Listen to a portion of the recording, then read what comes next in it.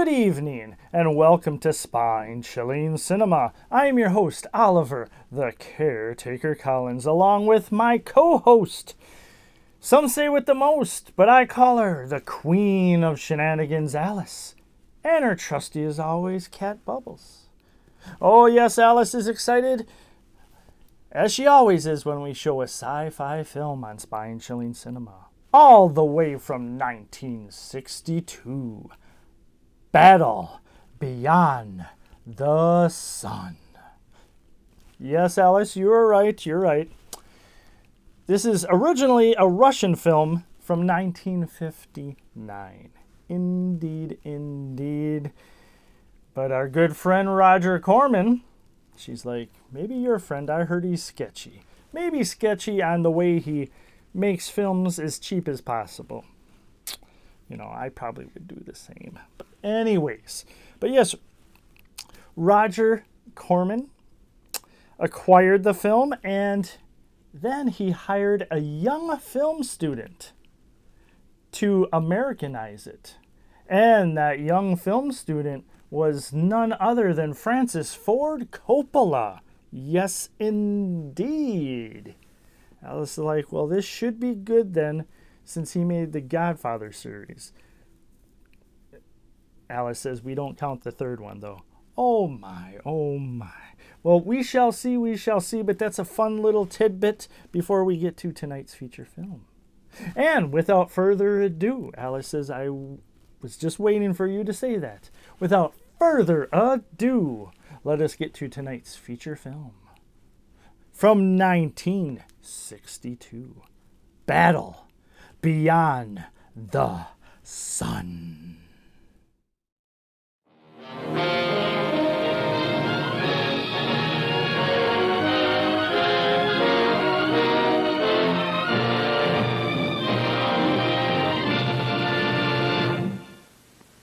The future of mankind is being decided behind closed doors. In laboratories all over the world, scientists are working on projects designed to take man beyond the confines of this Earth.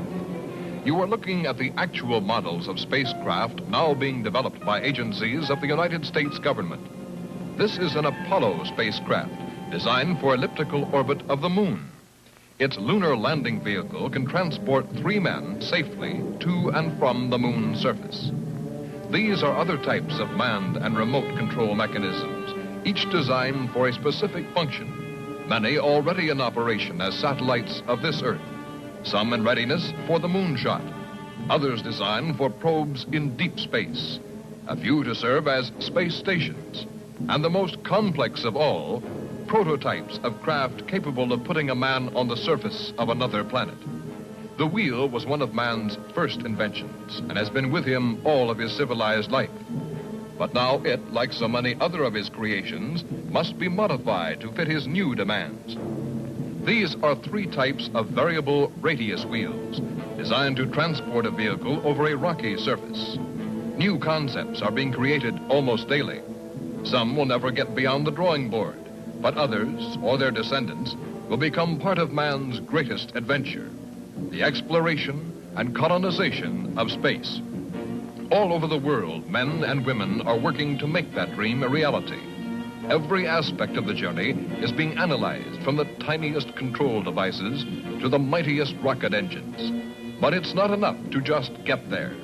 Just as the great explorers sailed from Spain and England and France to discover the Americas so that the colonizers might come later, so will our exploration spacecraft precede the colonizers of the planets. Already plans are being made for the colonies.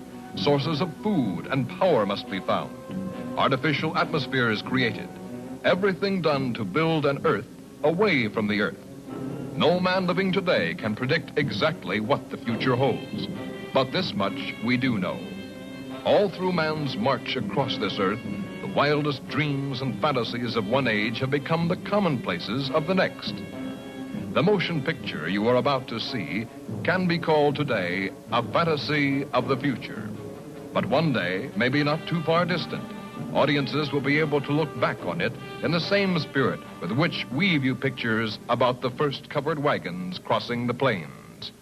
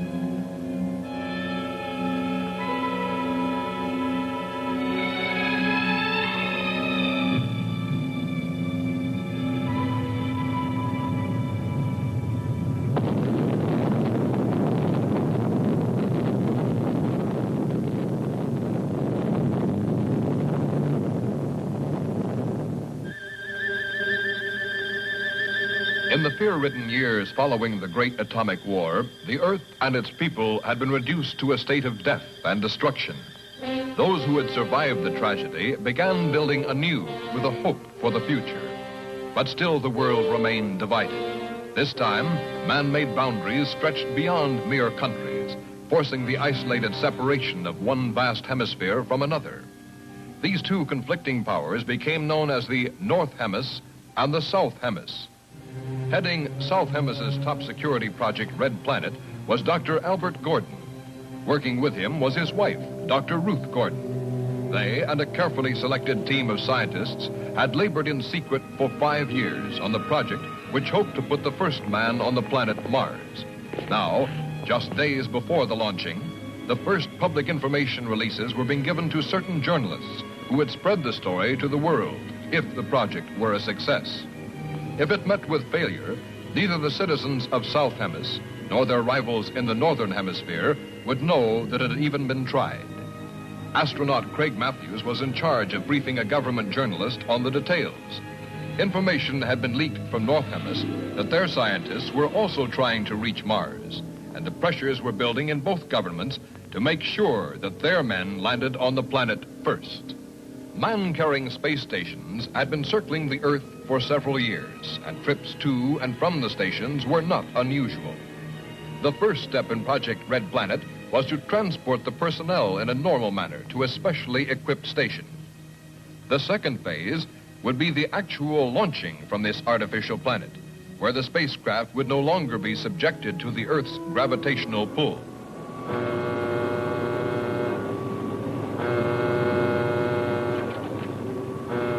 Ground control will now take command for launching.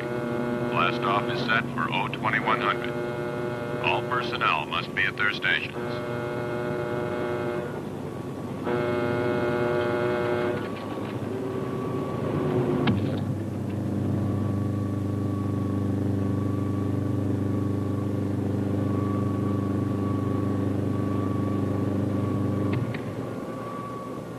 You've worked so hard.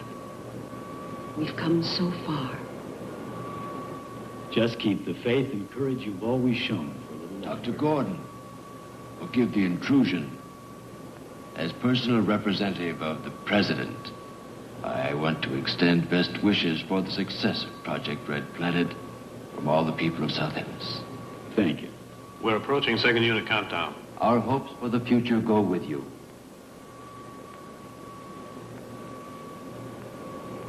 All visitors must leave the launching area. Passengers will board immediately. Take good care of her, Craig. Now you see that he does. I will. I promise not to let her out of my atmosphere. Ah, he's always joking.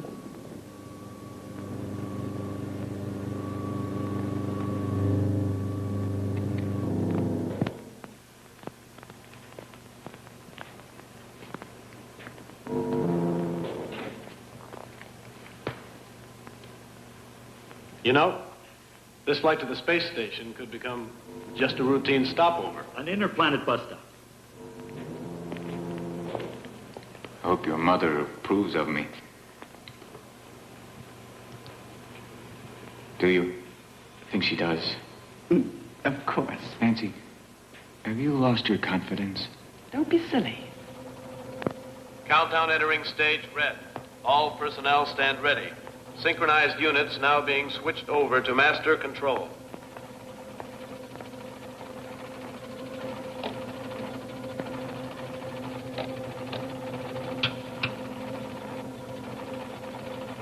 This is control.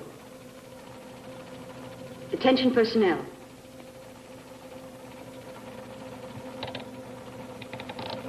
Project Red Planet, prepare for flight countdown. Begin your lane reports. First stage rockets ready. Main rocket stage ready. Fuel ready. Stabilization center ready. Power ready. Air conditioning ready. Radar ready. Guidance ready. Airlanes ready for takeoff. Countdown red. Continue at 34.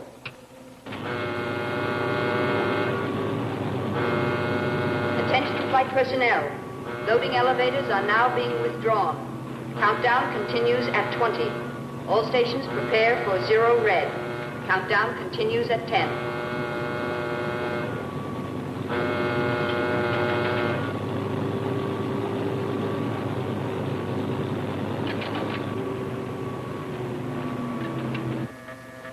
Zero red, -5. Project Red Planet. All units clear. Switch over to standby.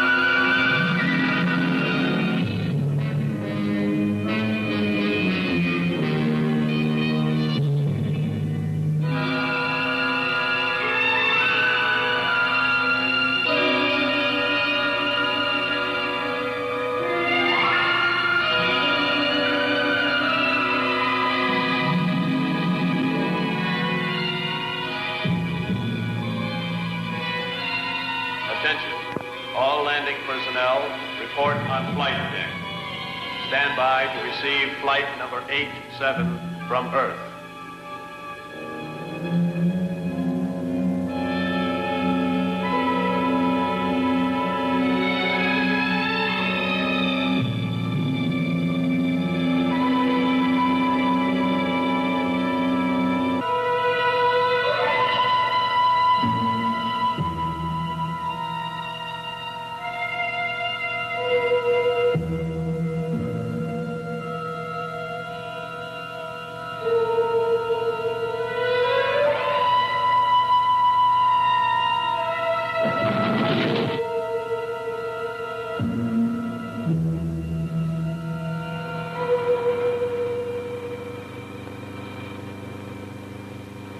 Have all preparation been completed? Yes, sir.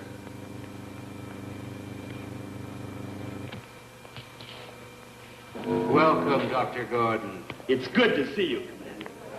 Hello, Paul. Commander Daniels? Right this way, gentlemen. My men will take care of your crew.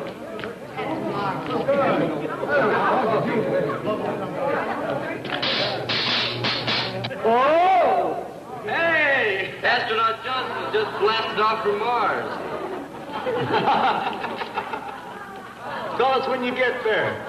I will if I can find a telephone. Don't reverse the charges.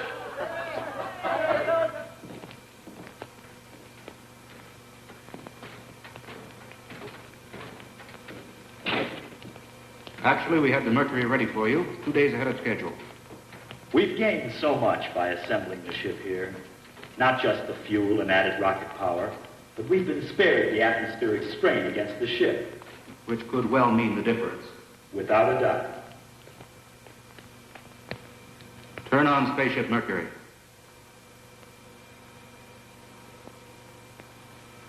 It's not going to be easy, you know, staying behind. Now look, you were the one who said this flight wasn't going to be a spaceman's holiday. So just consider yourself as being lucky. I hope you're wrong. I think he really means you're more important here. Any changes? Not so far. Here are the micronic charts. The solar reports continue to verify our last calculations. Couldn't ask for better conditions. How long will it last? An estimated 5 or 6 weeks. Beyond that, we'd be taking a chance. If all continues as planned, we shouldn't have any problems. None whatsoever. Commander, we are receiving an encoded television wave. You can screen it for us here. Yes, sir. It couldn't be coming from one of our ships. All flights have been diverted, with the project in effect. We'll find out soon enough. We request your aid. Identify yourself and state the nature of your request. This is Captain Torrance and Dr. Martin aboard the ship Typhoon from North Hemis. We request permission to land for emergency repairs. I've informed our base. You have permission. We'll prepare for your ship to land. Thank you. We'll trouble you as little as possible. I'll switch you to control.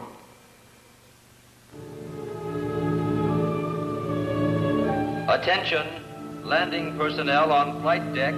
Attention, stand by to receive unassisted landing. Repeat, stand by to receive unassisted landing. It's North Hemis ship.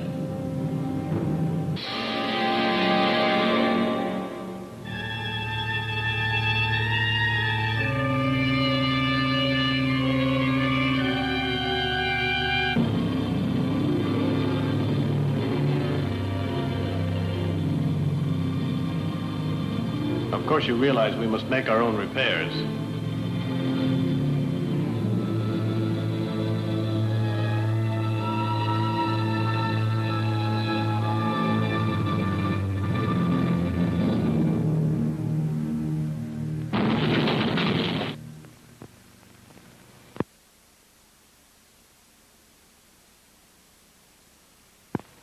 I want you to know how much we appreciate your assistance.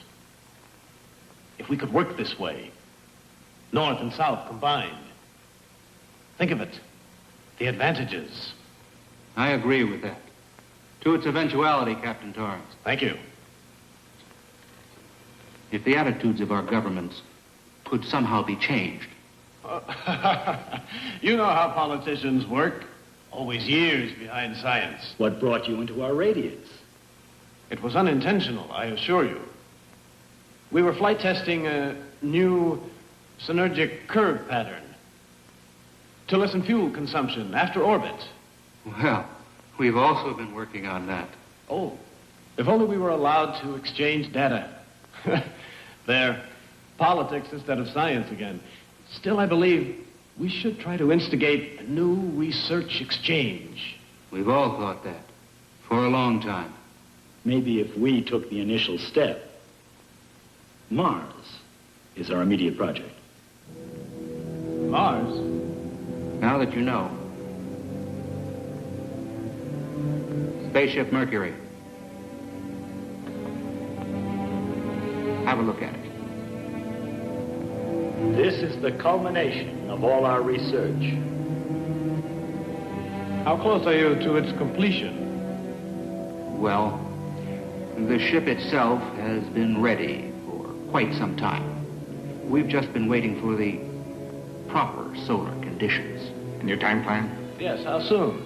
Countdown has already been set for tomorrow. If there are no drastic solar changes, we'll proceed with the plan. Any questions? May I ask you? We've already imposed enough. The hour is growing late. Good luck on your flight tomorrow. Thank you. Good night, Doctor. Until later. Good night. Good night.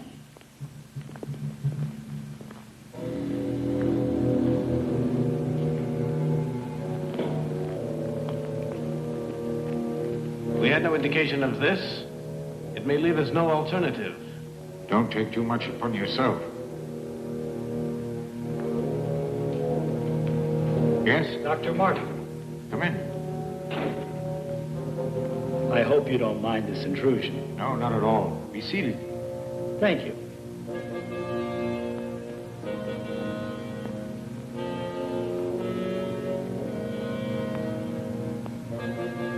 After all these years, we can finally talk. A discussion I've looked forward to. I've long admired your writings. That's an honor coming from you. Dr. Martin, I've observed your ship. Anything unusual? It's designed for deep probe, very similar to our Mercury. What is the Typhoon's flight range? As one scientist to another, I'd like to discuss the entire matter. But you must realize that it's entirely out of the question. Captain, do not attempt the flight.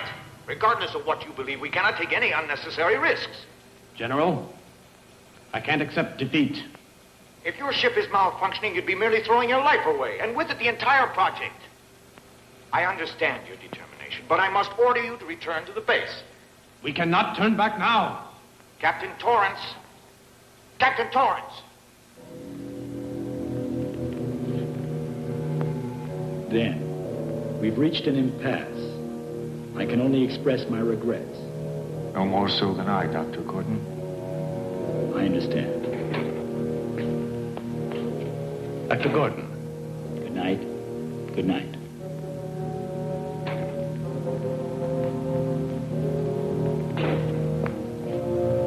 It's decided. We leave at once. For North Hemisphere? No, for Mars. I think our friends will be somewhat surprised. Captain, that's not our main concern at this time. Our repairs may not hold up. I went over the entire system, and it proved out perfect. You checked it. Remember, my friend, what this could mean. I realize the situation completely. But do you?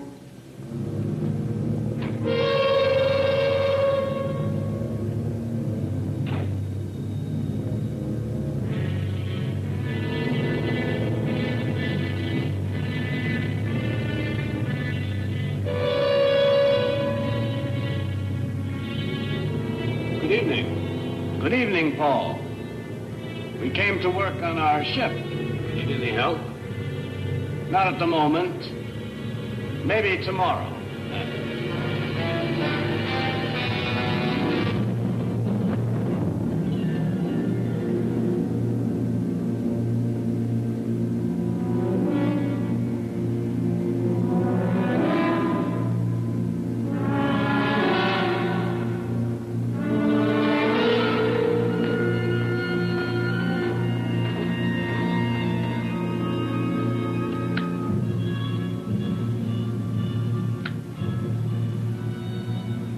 All personnel clear the flight deck without delay.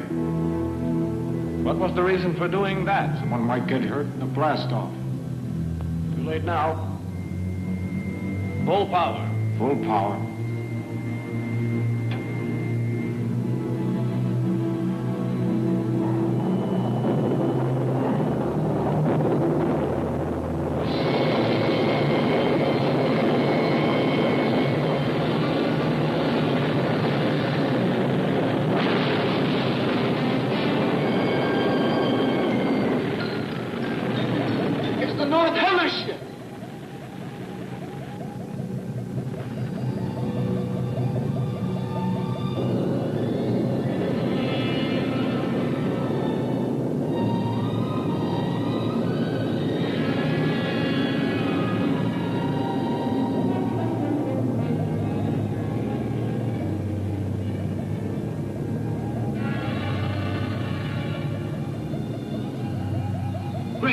Someone's been hurt. There he is.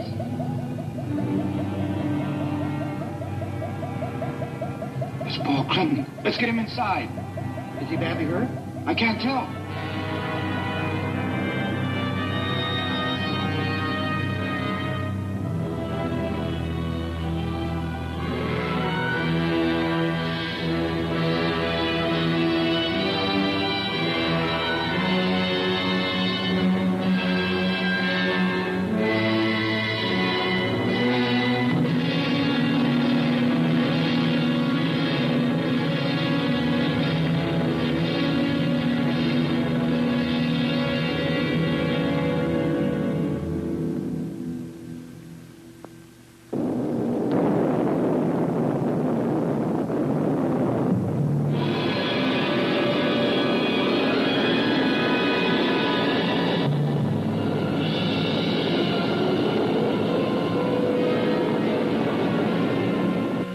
The flight pattern of the Typhoon is directed for Mars.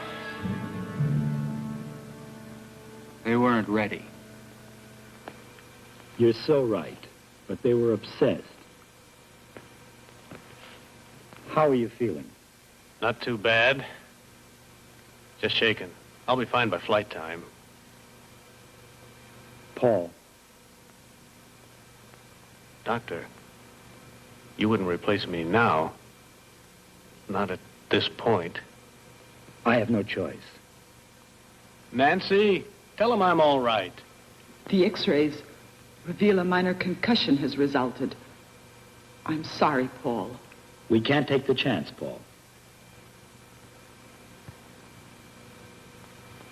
Craig will replace you.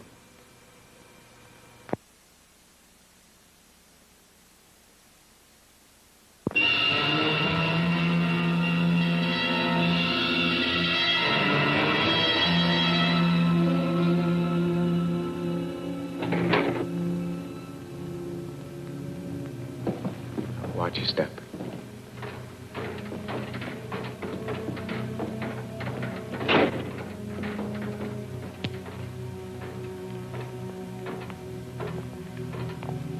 Over here, Nancy. Craig, I'm so happy Dr. Gordon chose you for the first flight. Mars, Nancy, think of it. I am. Before you know it, I'll be back with you in South Hills. Craig. Please don't let me act like a little girl now. You won't, I'm sure. Final call. A medallion with our names on it. Pin it on the flag you place on Mars. I will.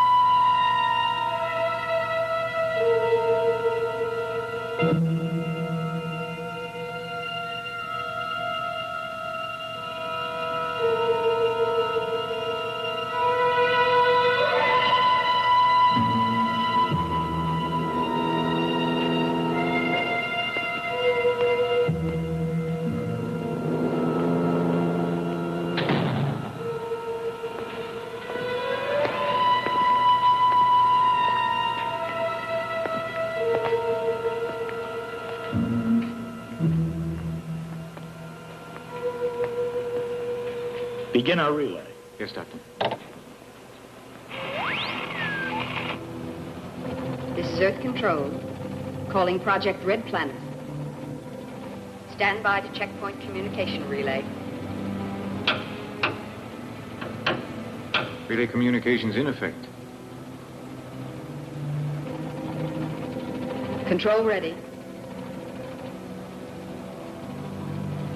Are you ready? I'm ready, sir.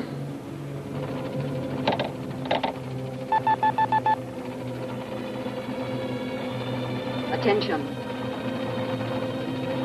Countdown red. Recline. Switch to auto.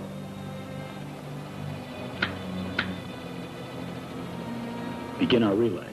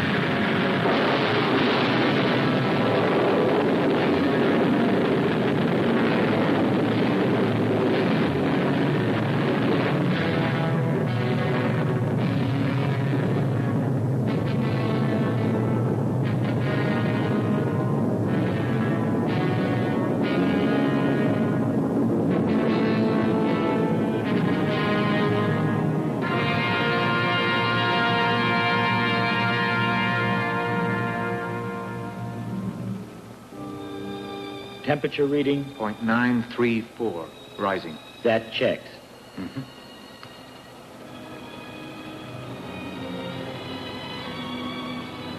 Say, what is this thing? Good luck charm? Something like that. Or pocket money for Mars? It's a medallion for history. So what is that? An asteroid? No. What's so interesting? I think it's an old friend of yours. Come here and see for yourself.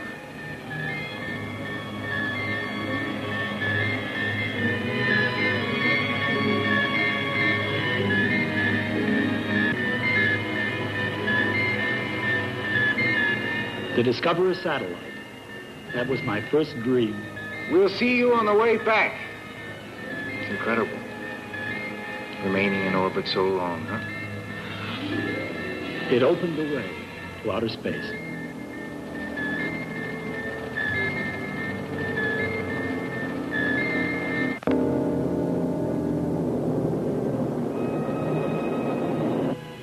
That's final, General. Signing off. If South Hemis were to get to Mars before we did, but they won't. Our ship's perfect. Even the General admitted. Our Hemis might have suffered for it.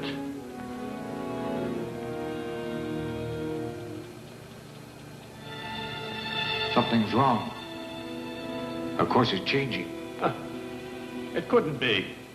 Our angle is perfect. Can't you understand? I said it was changing. It won't hold. You're wrong. Check it again. I have, twice. We're being pulled away by a powerful magnetic field. It's the sun. The directional rockets. Won't they correct it? They might if we fired all of them. We've no choice. Fire them. I intend to. Just hope it's enough. Get ready.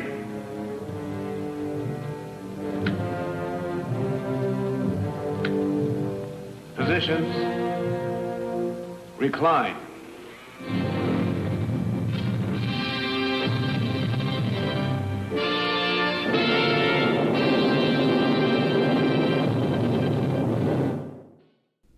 Welcome back. And nothing's moved on the table, Alice. Lately, you've been not doing many shenanigans. That's because the films have been good and she's been paying attention to the film and doesn't need anything to occupy her attention. Oh my. Okay. But yes, I'm not going to lie.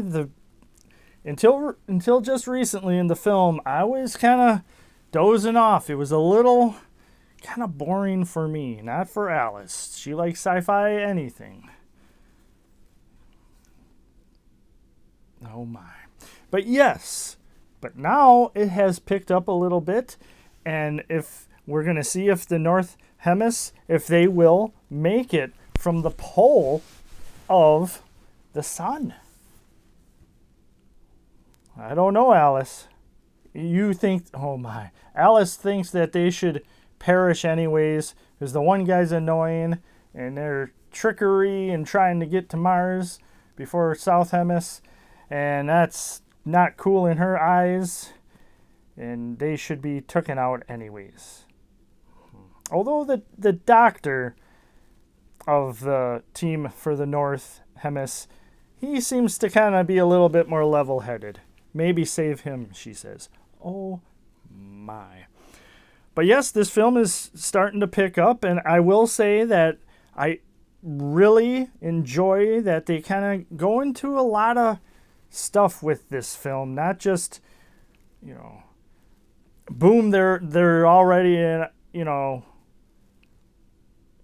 their mission. There was, the one guy couldn't make it because of a concussion. Stuff like that makes it a little bit more grounded. Not a funny joke, Alice says. Oh my, indeed, indeed. And the overdubbing isn't horrible, but you can tell. But it is what it is, and Alice hates that saying. And I'm sure a lot of you out there do too. I'm not really a big fan either. But yes, a young film student, Francis Ford Coppola. It would be neat to see what he has to say about this film. Obviously, it must be one of his first that he ever had any part in. But yeah. But he went ahead later on in life and made the Godfather series. And yes, we don't speak of the third one because it's kind of... I almost wonder if Roger Corman had some say in Godfather 3. Alice says that would make sense. Oh my. But yes, I am excited about this film. It looks like it's picking up. So let's get back to it. Let's get back to the feature film tonight. From 1962 or 59, whatever you want to say, Alice. Battle Beyond the Sun. Let's monitor Earth. Yes? And continue density reports. Stand ready for checkpoint on third cycle. Spaceship Mercury passing through nearest proximity of Sun's periphery. Transmit your readings at 30-second intervals. Before I return to unified control, I want you to know that our latest figures coincide with the reports from the space station, and the first flight to Mars continues in perfect trajectory. There it is, Craig. Mars. What a magnificent sight. It looks like it's just waiting for us.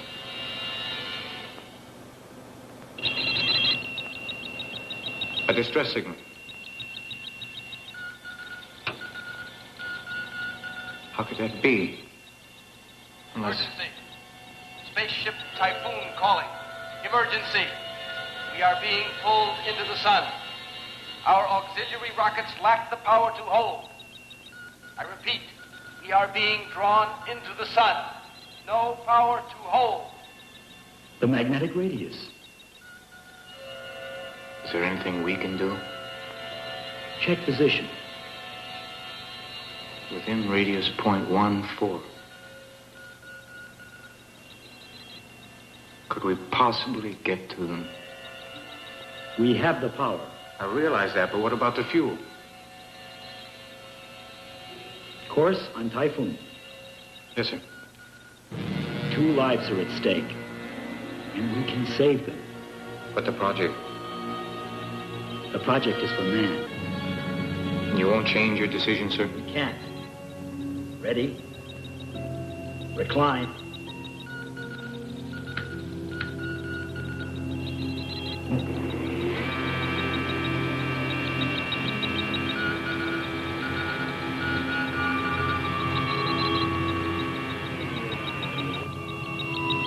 Prepare for retro.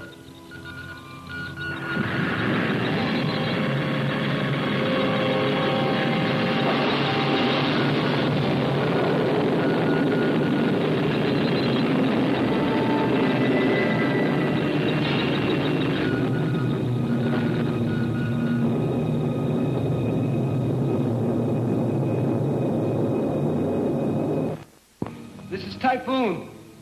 Emergency. This is our last signal. Our rocket power has failed to withstand the sun. Noise. Has contact been made? It's meteors being fired from the sun's heat. The pole. Prepare yourself to resist the pole. We have failed. Our eagerness failed us. We needed more time for preparation.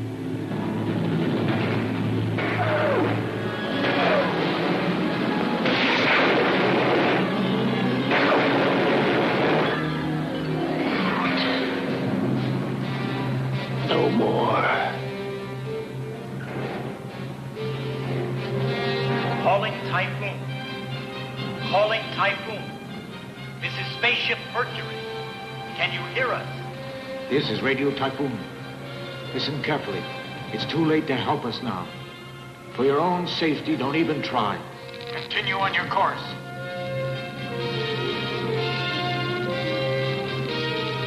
You see, they want to spare us. Radiation up.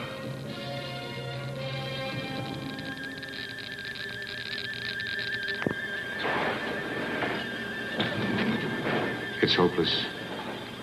I don't blame you. I wanted it too. Don't torture yourself. It's all over.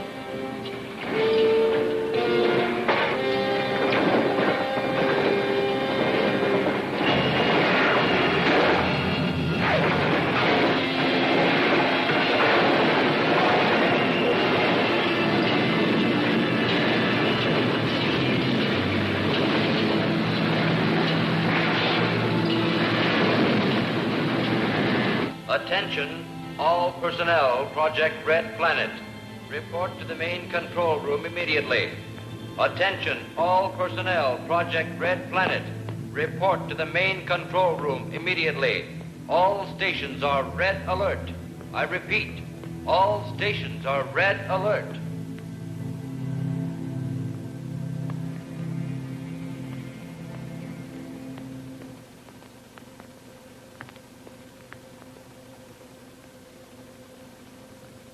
Mercury?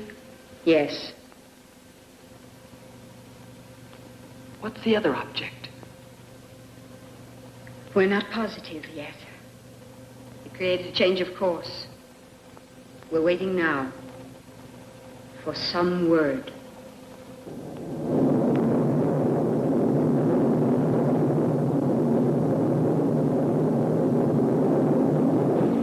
Speed set. Lock control. Get ready.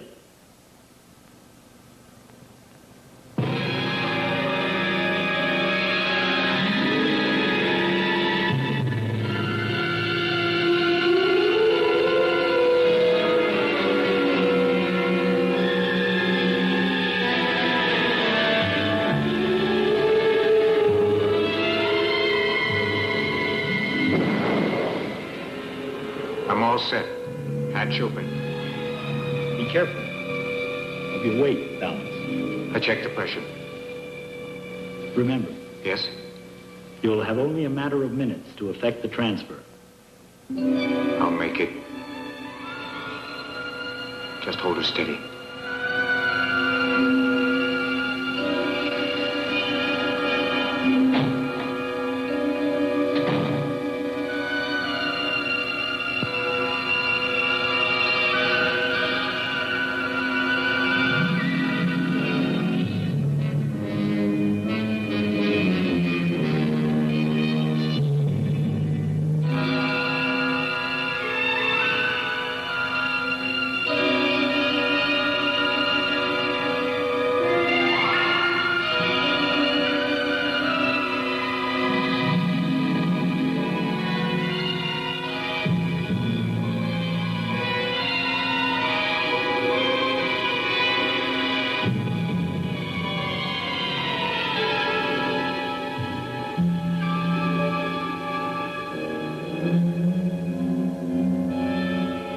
Captain. Pick him up. I think we have only a few more minutes.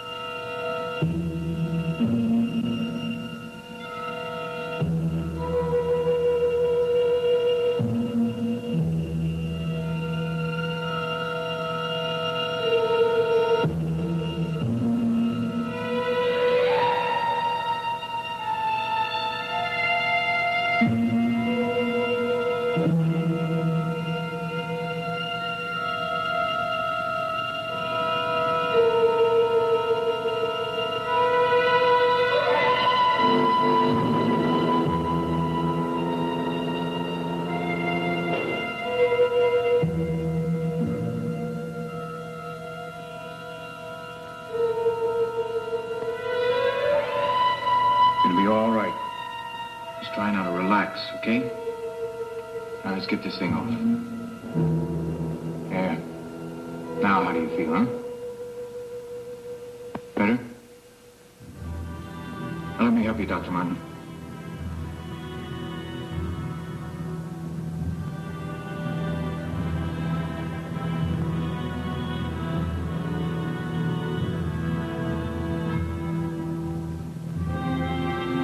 Craig.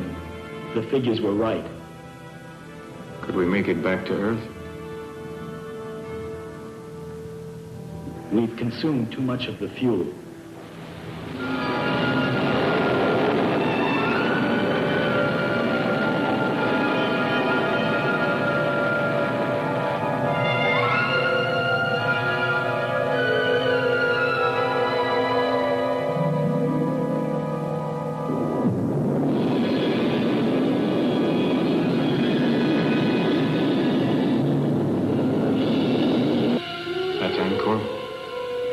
The chart doesn't show the terrain. But we have to land there. Listen, Craig. Yes? Emergency fuel must come by rocket from South Hemis. What could have gone wrong? Not even a signal. Could it be ionosphere blackout? I doubt it. But perhaps if we... Sir, from Spaceship Mercury. At last, some word. We lost contact after receiving the message. Our fuel supply is exhausted. Landing on Mars is no longer possible. We'll attempt to land on Angkor, which is in the Martian orbit. If we're successful, we'll require a fuel rocket.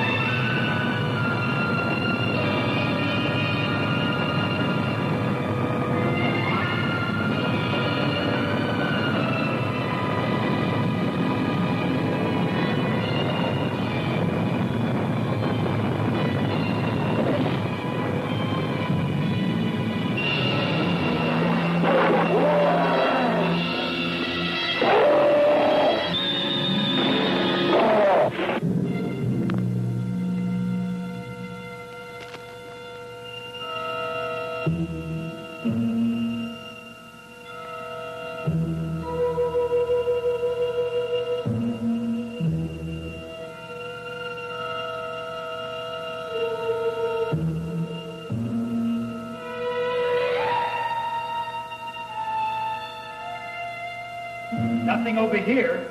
I finished checking over the ship, Doctor. Any damage? Everything appears in order. Then we can leave if we get the fuel. Probably the rocket is already on the way. Come on, get ready. We'll have to set up the guidance antenna to receive the fuel rocket. Come in, Dr. Gordon. Commander, the fuel rocket launching has been completed. We can rescue them. If their guidance antenna can land the fuel rocket. Then the outcome is in their hands.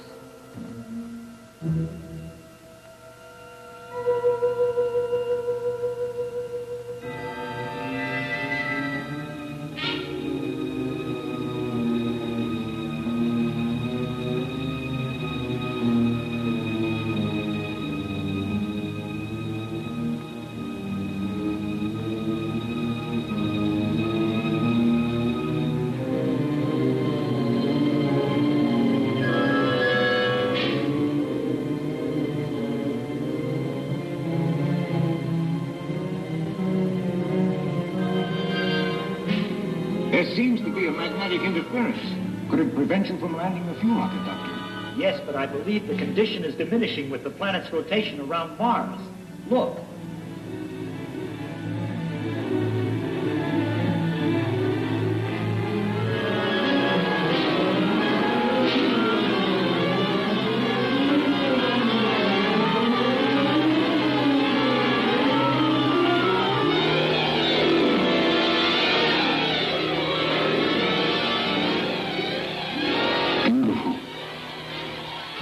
Does absorb the sun's rays.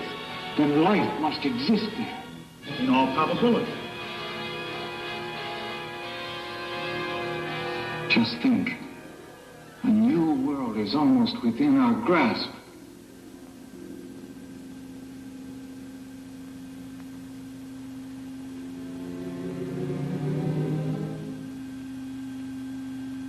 Imagine the discoveries we could make when we almost got there. If you hadn't sacrificed for us, you might have attained your goal.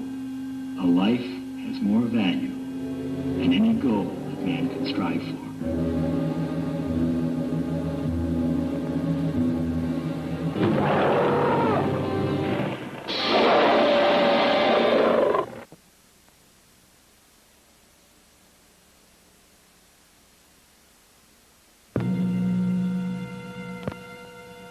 Let's relax and celebrate.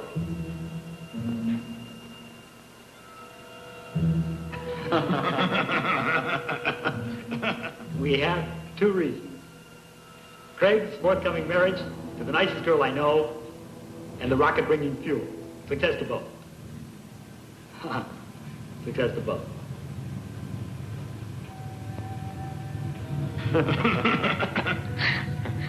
It's strange. Any other time, a fuel rocket couldn't compare with Nancy. But now, I'm not so sure. Subdue the universe, but woman will always subdue man. Now, to business. The guidance antenna is still directing the rocket. It should be in our landing range presently. Let's get ready to receive it.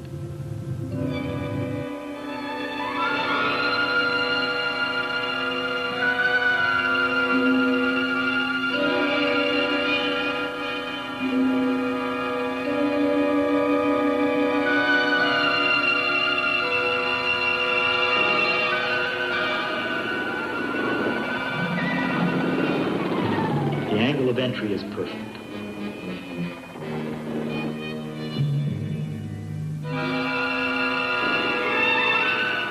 Switch to automatic landing control.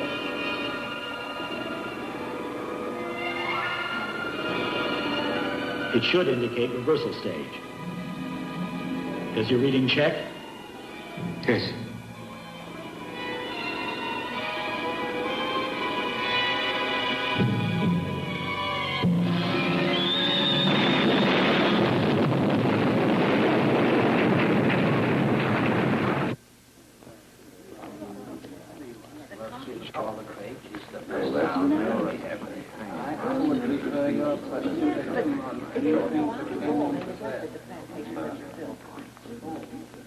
Members of the Space Agency, our observatory reports that the pilotless fuel rocket has crashed on Angkor.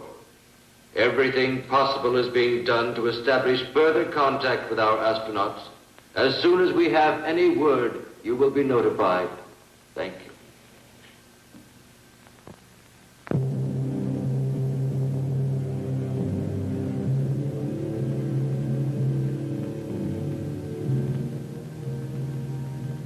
Craig, you haven't given up hope, have you? No. We're alive, and that's what's important. You're right.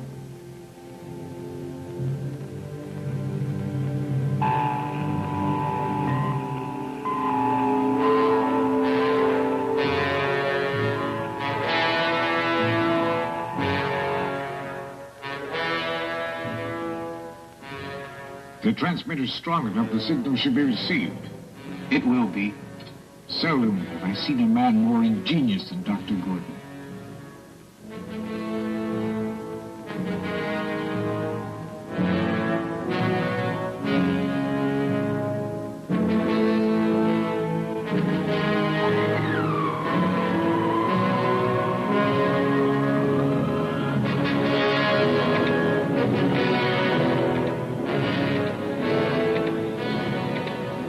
At all that the interference will decrease?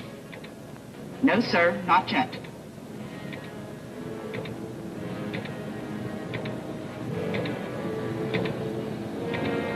Have you tried every wavelength?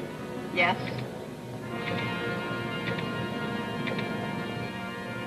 The distance and time element, everything checks out. I know I could make it. Report from flight station. We are still unable to make contact. A piloted fuel rocket is our last course of action. I strongly recommend Paul Clinton as the man best qualified to undertake the flight.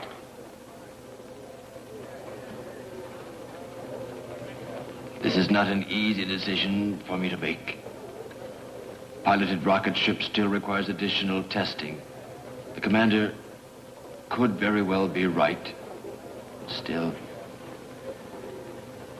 if there is some way to be certain that our men are still alive, I'll leave the decision to you, Paul. There's no other way. I have to go.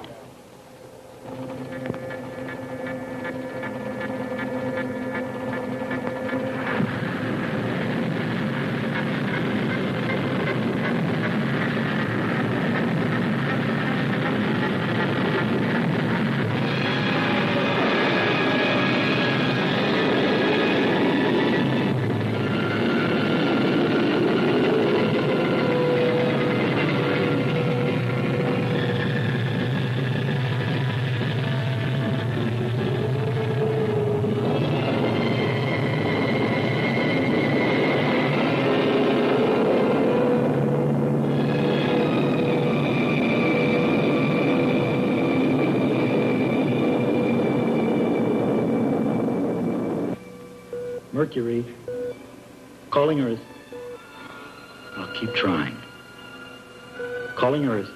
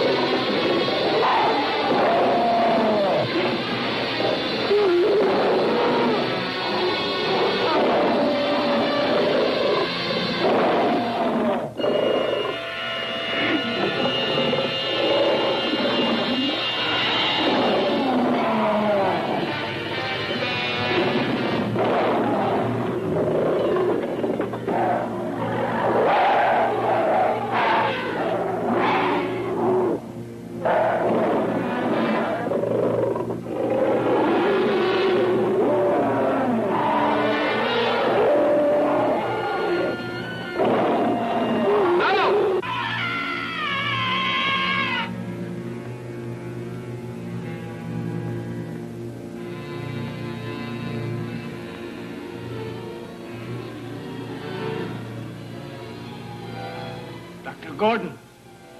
Dr. Gordon, look. Out there.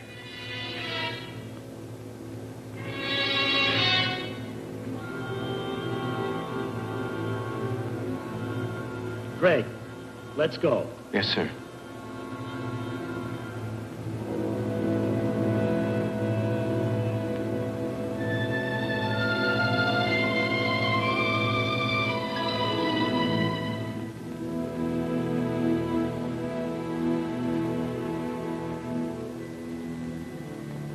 It's Paul Clinton.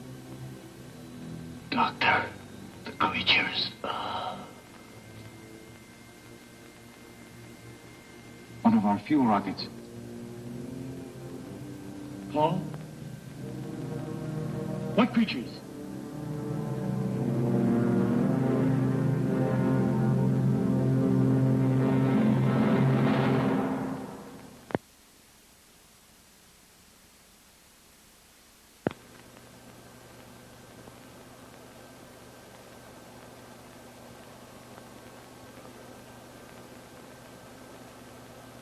I know they're out there.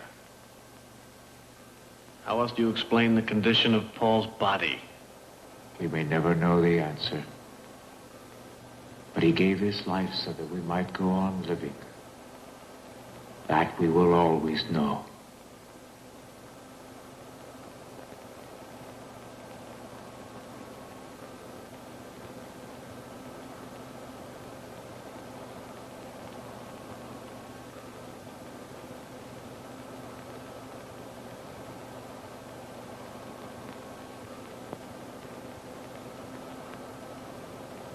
We'll be taking off shortly.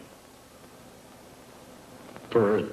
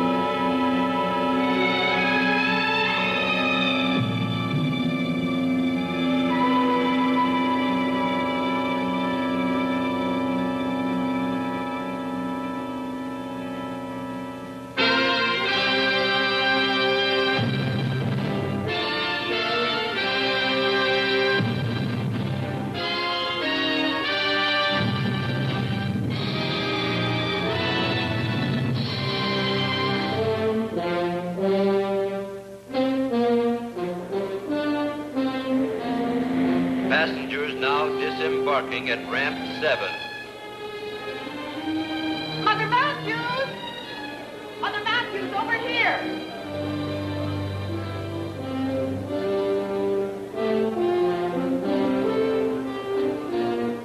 Craig will be here shortly. He's a hero. I'm so excited. Thank you, thank you. Oh, I can hardly believe it. Oh, you're so very kind, children. Oh, Nancy, I'm so thrilled. This is my aunt. Oh, I've never been so happy and proud. Oh, I'm just too excited even to speak. Attention! Here is the latest bulletin on the spaceship Mercury. Landing will take place within the next several minutes. We are standing by to give you a detailed description of this historic event.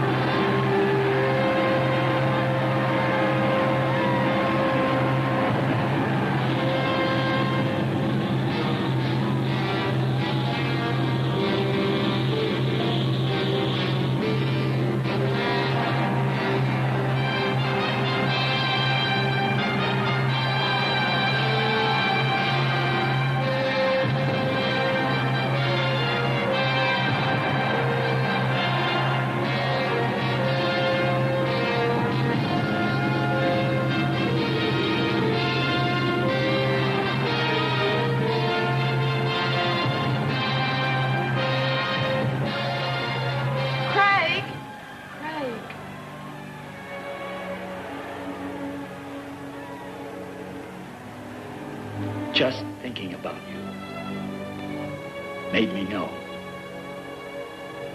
we'd come back. I had faith. You're a wonderful woman. I love you.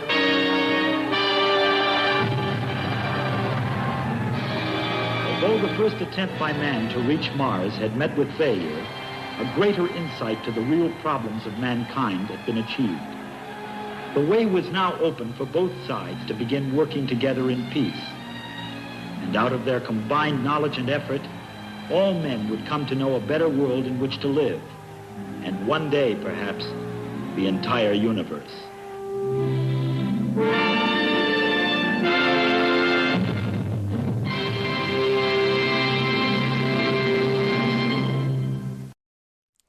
Well, a happy ending, but not for all, not for Paul. Alice is like, you're a poet and you don't even know it. Oh my. But yes, Battle Beyond the Sun really picked up after halfway through. And yeah, not too bad of a film. I was a little tentative about this film being overdubbed and originally in a different language, and just, I was a little skeptical. Alice is like, you got to give sci-fi more of a chance, Caretaker, not just Planet of the Apes all the time. Oh my. Not the one with Mark Wahlberg in it, though. We don't speak of that one. Tim Burton, stop remaking stuff. Okay, so review and ranking time. Alice wants me to go first. Okay, Alice. Last for best, she says. Oh my, okay. But yes, like I was saying, I was pleasantly surprised at this film. And one thing that really surprised me was, even though it was originally a different film and they basically spliced it up, overdubbed it and everything like that, I really couldn't tell any like really bad edits. Now, mind you, that's more than likely Francis Ford Coppola is doing. But no bad edits. Alice is like, oh, you're all about edits. Not really, but I kind of figured this was going to be bad, but it wasn't. The first half moved pretty slow, but the second half was a lot better. Yes, indeed. Oh, yes. Alice mentioned, what about the monsters? Well, from what I gather, the monsters were added in the American version and not in the Russian version. And the monsters were pretty kind of lame. Yes, indeed. That would be one of the bad things about the film. Yeah. So, ranking for me, I am going to give this... I want to kind of give it lower because, you know, me and some of this sci-fi, but I'm going to give it a 7 out of 10 shovels. Definitely, if you're a fan of sci-fi, you want to see this. And if you're not, I would just see it just to see some of Francis Ford Coppola's first works on film. Yes, indeed. Nice little, cool little thing there. Alice, you liked that they had monsters, but you have to agree the one with the mouth with the teeth looked kind of weird, and there she says kind of suspicious. And Alice says she'll leave it at that. Whatever that means, Alice. Enough of the actors were good looking, so that's good. No real weak female leads. I was trying to put weak and female leads in the same word, and that didn't work. Alice says, you made a mistake. Oh, up to it. Oh, my. Okay. But you are sad that Paul had to pass away. You wish it was all the North Hemis crew instead. Okay. But that was very valiant of him to save the day. Yes, indeed. Yes, indeed. Ranking Alice. She says she would give it a higher score, but Roger Corman is a part of it, and she's not been a fan of Rogers. Not been a fan. So, what about ranking Alice? She says, don't rush me. I don't have a blind date tonight, so I can be on the show a little longer. Oh, my.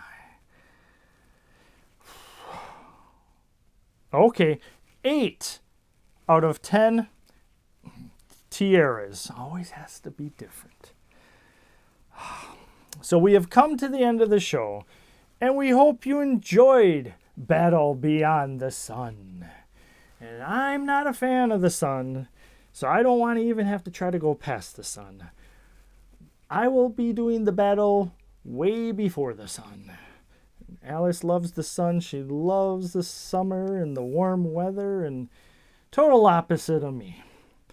To me, summer just brings storms, rain, and crazy weather, which we have had a lot of around the world this summer indeed.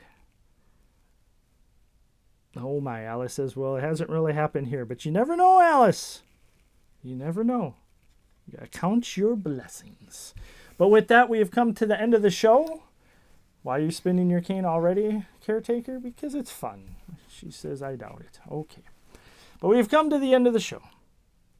And before we go, if you do enjoy Spine-Chilling Cinema and want to show a little support, a little love for the show, we have a Facebook page. Go to Facebook, type in Spine-Chilling Cinema. You'll see our page. Give it a like.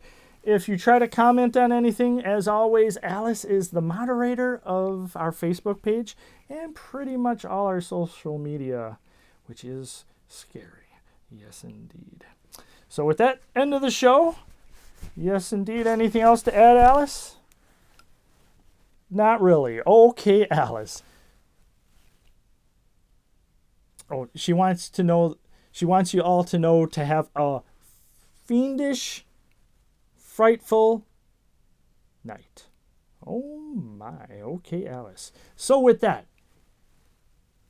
and as always, until next time, we cannot wait to see you.